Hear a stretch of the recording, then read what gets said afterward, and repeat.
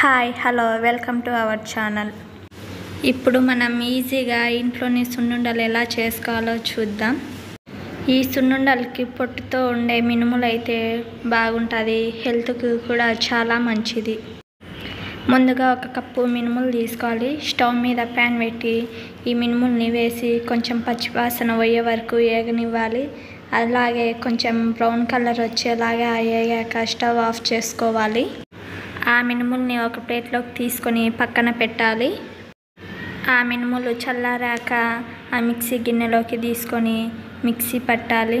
మెత్తగా కాకుండా మరి బరకగా కాకుండా మీడియం సైజులో మిక్సీ పట్టుకోవాలి.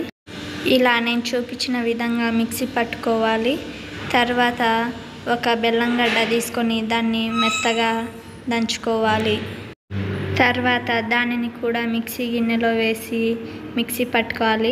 మినుములతో పాటు మిక్సీ పడితే మినుములు మెదగవు, అందుకే నేను చూపించిన విధంగా మిక్సీ పట్టుకోండి.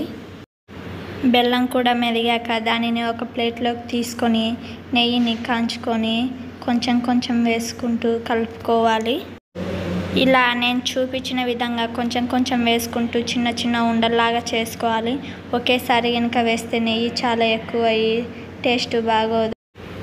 ఇలా చేసి చిన్న పిల్లలకి కూడా ఇస్తే హెల్త్ చాలా మంచిది.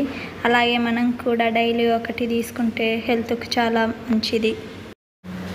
నేను ఇప్పుడే ఫస్ట్ టైం చేశా. మీరు కూడా ట్రై చేయకుంటే ఇలా నేను చెప్పిన విధంగా చెప్పిన కొలతలతో ట్రై చేయండి. టేస్ట్ చాలా బాగుంటాయి. మా బాబు కూడా చాలా బాగా తింటున్నాడు. బయట అది కొనుక్కొని ఇవ్వకుండా పిల్లలకి ఇలా ఇంట్లోనే మనం రెడీ చేసి ఇస్తే పిల్లలకి చాలా ఇష్టంగా తింటారు. ఇలాంటి వీడియోస్ కోసం మా ఛానల్ని సబ్స్క్రైబ్ చేసుకోండి. ఈ వీడియో కనుక మీకు నచ్చినట్లయితే please like, share and subscribe to our channel. Thank you for watching.